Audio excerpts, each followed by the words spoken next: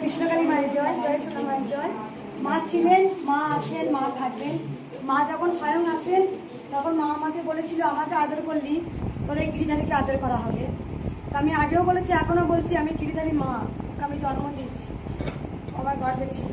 গোপাল আমার মা, কারণ আমি সবসময় বলি আমার গোপালের প্রতি একটা অনুভূতি, একটা আলাদা টান। আমি হঠাৎ করে কী করি গিরিধারীকে এখন পেয়েছি না, এটা আমার জন্মান্তরের লিঙ্ক ছিল। আমি গোবিন্দ গিরিধারীর মা আমি, তাই আমি সবসময় বলি মা খুব দয়াময়ী। মাকে ঠিক ডাকার মতো ডাকলে মা ঠিক সাড়া দেয়।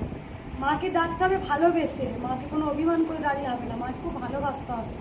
যদি আপনি ভালোবাসতে পারেন তাহলে মা খুব সাড়া দেয়। কৃষ্ণকালী মা না ছোট্ট বাচ্চার উপরে এসছে তো, খুব ভালোবাসা পেতে ভালোবাসে খুব। কেউ যদি আদর করেন, কেউ যদি ওকে ফটোর মধ্যেও আদর করেন, ও খুব ভালোবাসা পছন্দ করে। কারণ আমি যদি একদিন অভিমান করে না আদর করি না, মায়ের অভিমান হয়, বুঝতে পারি না। তাই যার যত ভাব তার তত লাভ, যার যত ভক্তি তার তত মুক্তি। গোপাল এসছে, মা জামাটা আমাকে একটু দাও, মা চেয়ে দিলাম। বলো মা, একদম এই তো চলে এসছে। দেখো এই মা 1 বছর আগে এসেছিল, 1 বছর আগে মানসিক করেছিল যে আমার যদি গোপাল হয় আমি তোমাকে এটা দেখো মা, তুমি এই গোপালকে দেখাও। এটা গোপাল এসছে গিরিধারী মায়ের, ও নেবে গোপাল, নেবে গোপালকে, এটা গোপাল নিচ্ছে, গোপাল ওর জন্যই মানসিক করেছিলাম। তাই গোপাল এসছে, আর এই মাও গোপাল দিয়েছে, জোড়া গোপাল এলো আজকে। বলো মা, তোমার কি সমস্যা হয়েছিল মা? অসুবিধা হয়েছিল হসপিটাল ঘরগুলোতে ভয়তে আমাদের একটাই ভাইয়ের গুরুত্ব হয়নি। আপনি কতবার এসছেন মায়ের কাছে মা? আমি এটা নিয়ে সবার আসলাম। কত থেকে? আমি থাকি বেলঘরিয়া, এটা থাকি রানাঘাট। একবার নিয়ে এসেছিলাম তুই অঙ্কুজি মাথায়, সেই জল বৃষ্টিতে তো কাদার মতো অসুস্থ হয়ে গেছিলো, গাড়িতে বসেছিল, ও আর আপনার কাছে আসতে পারি। কত কাজ হয়ে গেছে। হ্যাঁ, তাতেও কাজ হয়ে গেছে। আমি বলছি মাকে ডাকবি, দেখবি সবসময় মা ডাকে সাড়া দেয়। একদম। আমি যতগুলো কাজের জন্য এ করেছি আমি সবকটাই পেয়েছি। ওর জন্য মানসিক করে দিয়েছি, ও সুস্থ হয়ে গেলে আমি এঁকে দিই। হুগলি মশার থেকে আসছেন মা, 1 বছর আগে এলেন, আবার এলেন, গোপালকে একবার বলে নিন।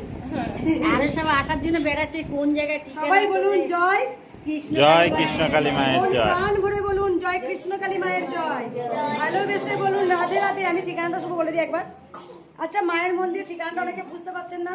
ঘুষকরা ওর গ্রাম, কাঁঠালডাঙ্গা, একদম কাঁঠালডাঙ্গাতে বললেই হবে, ফরেস্টের গায়ে, কাঁঠালডাঙ্গা ফরেস্টের গায়ে। ট্রেন থেকে তো নামতে হবে বর্ধমানে, বর্ধমানে নামিন বা ঘুষকরা স্টেশনে নামতে হবে। ঘুষকরা স্টেশন থেকে নেমে যে কোনো টোটো চালককে বলবেন আমি কৃষ্ণকালী মায়ের মন্দির যাবো, দেখিয়ে দেবো। তাহলে ঘুষকরাতে নামতে হবে। আমাকে ওই গোপালটা দাদার আসবো, দুটোকে একসাথে নিয়ে দাও। গিরিধারী নন্দলাল, গিরিধারী নন্দলাল, গিরিধারী, ওই তো দেখো মা, এটা একটু বড়, এটা একটু ছোট আছে, বুঝলে?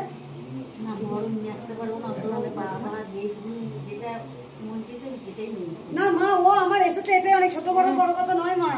এ নাও, গোপাল এসছে, এটা অনেক খুশি, দ্বারা মানিচ্ছি। দুটো গোপাল এলো, গোপালের জন্য কিন্তু আলাদা অনেক বড় মন্দির করতে পারবো, বলেছি না? তুমি তো ভাবছো, শুভকে বলছি এই ঘরটার মতো কর, বলছি বাবারে এত বড় মন্দির করবো।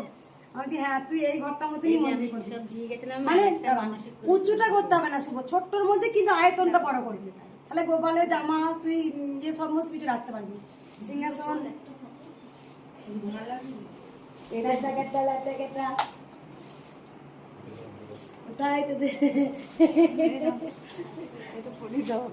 ও বুঝে শুনে কিন্তু এত বড় জায়গাও নিয়েছে, ও বুঝে শুনেই নিয়েছে।